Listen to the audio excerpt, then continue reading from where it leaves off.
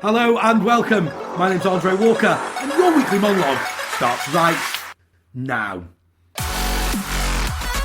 This was the week polls in Britain said Brits were more likely to leave the European Union because Barack Obama asked them to stay.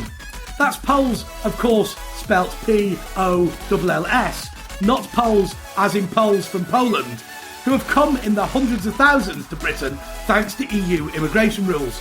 We understand that these type of polls all agree with Obama. They like Obama, and they like the EU as well. But then again, they also like Kazanka, which, for those who are uninitiated, is pig's blood, pig's offal, liver, lungs, skin, fat, buckwheat, barley rice, kaza, stuff in a pig's intestine. Wow, these guys really have taste.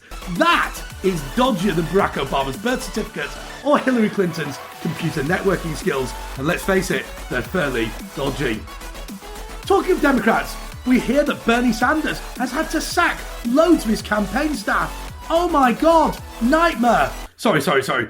Bernie wouldn't say that. Let's go with, oh my, atheist, nightmare. But this laying off proves there is justice in the world.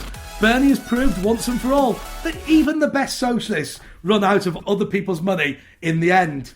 Talking of laying, you know Bernie only ever lays on his back during sex.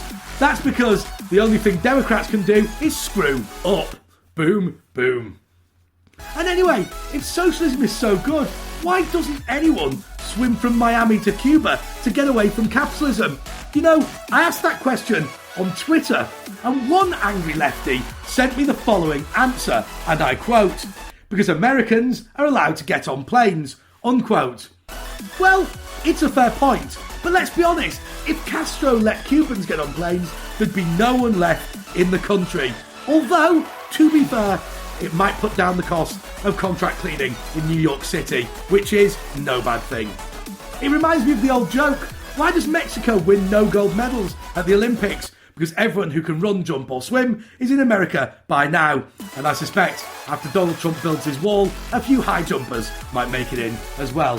And talking of games, I hope everyone is going to be watching the Invictus Games from Orlando from the 8th of May to the 12th. The games are designed to help rehabilitate injured servicemen and women who fought in the Afghan conflict. It was the brainchild of Prince Harry, and as part of the marketing campaign, Obama sent a video about how America would bring it at the games.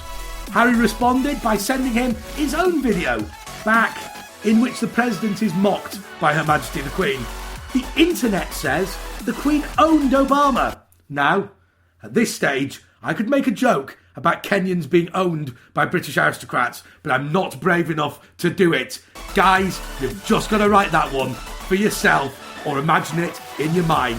Inner thoughts, outer thoughts. Inner thoughts, outer thoughts. All I can do is repeat the clarion call of every British traditionalist. It's time to make America great Britain again. As far as individually owning anyone, I'm just too politically correct to make that gag. Just time for last week's quiz question. We asked, what do you do if you cross a crooked lawyer with a crooked politician?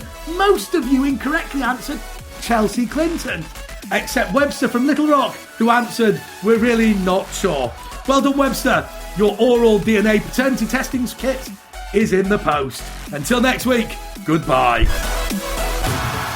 Check out Andre's column at townhall.com. Check him out on Twitter at AndreJP Walker. And read Andre's work here, Behind Enemy Lines. Now back to the show.